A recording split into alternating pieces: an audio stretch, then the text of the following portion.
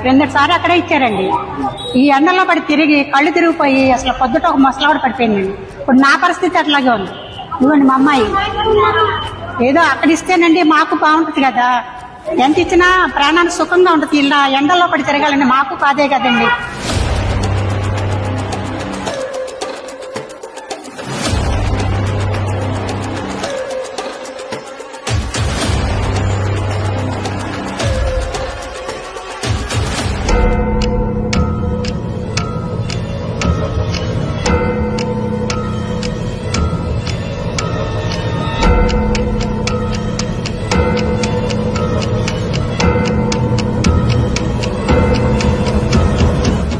Powerful people make places powerful.